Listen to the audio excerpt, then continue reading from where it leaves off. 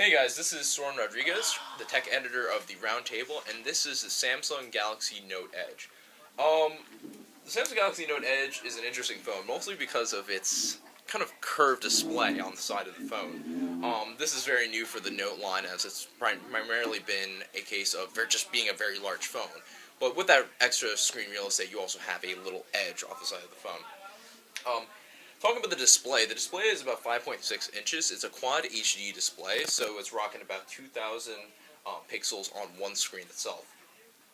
It has 32 gigabytes of internal memory, but you can also expand that to 128 gigabytes if you feel the need to.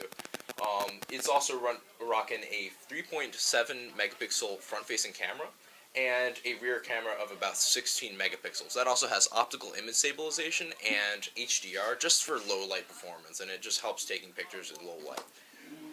It also has a battery about 3,000 milliamps, but that basically just lasts you a day and a half. Nothing much more than that. It's not as much as the iPhone 6 Plus, but it'll get you through a day. It also has the S Pen, which is shown right here, and it also has a finger scanner. So if you want to make payments or you want to sign into your phone, you can also just use your fingers for that. So one of the biggest things about the Note line is its display, and it has one of the most color accurate displays on the market. The Quad HD resolution ensures that you basically see no pixels, and it's a bit superfluous, if I'm totally honest. Your eye doesn't see much past 1080p pixels, but the Quad HD display basically ensures that you won't see any of that at any time. But one of the most polarizing things about the Note line is just the sheer size of the phone. It's about 5.6 inches. Just to make a comparison, the iPhone 5 is about 4 inches. So it's a lot more than the iPhone 4. So it's very difficult to actually use this phone in one hand. It's kind of inherent to how the phone works, but you kind of have to know where you're going with, especially when you have such a large phone. So the whole thing about performance is that this phone performs amazingly. There's actually barely any stutter to opening up applications, and only occasionally, especially when a lot of applications are open, will you ever see a stutter. Battery life, for the most part, is great, but that can kind of depend on how many applications you have open and basically what you're doing with the phone. I own a Moto 360, and I always have Android Wear on, which is basically Bluetooth, and that can really kill through your battery. So sometimes I might get even less than a day of battery, which can kind of be frustrating at times. Also, to the side of the device and the extra screen real estate really kind of affects that. But they also has fast charging, so you can basically get to 0 to 100 in about an hour, so it shouldn't really affect it too much, which kind of mitigates that issue entirely. Okay, so one of the most polarizing thing about the Note line, and just Android as a whole, is in its operating system. The Android operating system can kind of be scary for a lot of iPhone users, especially me, considering that I just came from an iPhone 5. And that's kind of in the sense of just how kind of cluttered it can seem, or just kind of a lot of the features that just a lot of people just don't really use. And also the Samsung line has been known for just having a lot of applications just straight off the bat. So you just have, you have Amazon downloaded. You might not want Amazon, but it's going to be on your phone regardless. But all these you can delete and change up if you so desire. But that can kind of be off-putting for a lot of people because it's just like a lot of applications that you don't necessarily want. But what's interesting about the Note line is that they actually use a lot of features that are kind of built into the phone itself that really utilize the screen real estate that's on it. So, for example, say I want to open up an application, right? And I might not have the size to use it in two hands, or might not be in a situation where I can actually do it in two hands. So I can go into a one-handed mode if I just do this, and it will make the actual size of the application just a bit smaller so I can use it with one hand. It still functions in the same way, but it just makes it so it's just slightly smaller. Similarly, you can use it in a multitasking window. So say I want to put this application a little bit smaller here. Cool. And say I want to open up the Play Store, and say for whatever reason I want to use both of these concurrently. I can make this application a little bit smaller like so, and say I just want to adjust it in this way.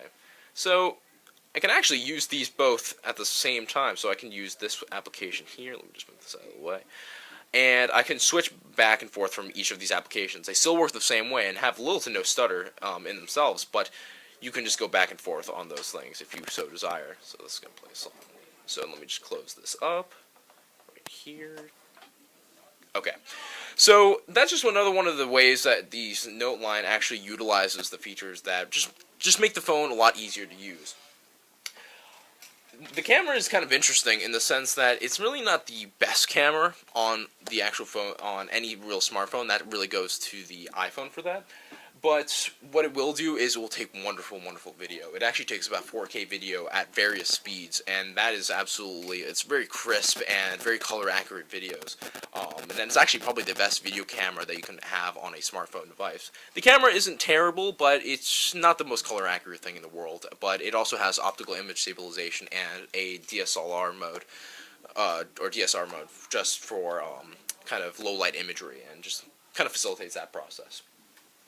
So the namesake of the device. So the reason why you're buying a Edge is for the Edge itself. And so what you have going here is actually a separate display that is not part of the main display of the device, and it kind of runs off of the edge of the device, hence the name.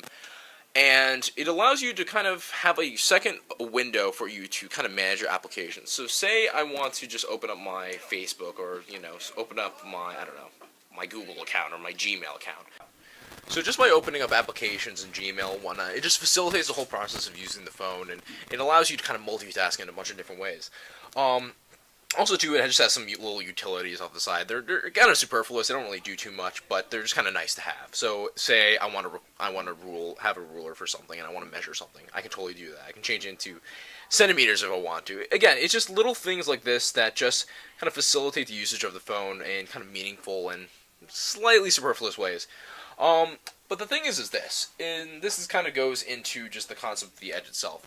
Is it very eye-catching? Yes. But is it also very much something that is really necessary with the phone? Not at all. You don't really need an Edge on your phone. All it does is it just allows you to use your phone in a slightly different way.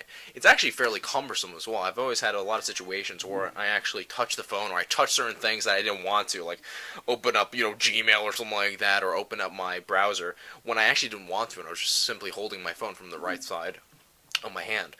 And sort of this kind of goes into the consensus of the whole review itself. So this is really just for the die-hard fan of Android, and also who wants to be on like the cutting edge of technology. It is absolutely a marvel of technology to have kind of this curved edge, to have kind of this ability to manipulate your phone in such a unique way. It's also for the more fortunate in the sense that it is about $900 off contract. It's a fairly mighty sum. But overall, the Note Edge is just a great phone for the same reasons that the Note 4 is a great phone. It has great performance, has a wonderful camera, it has, you know, just a large crisp display with a lot of color accuracy, and overall, it's just a wonderful phone.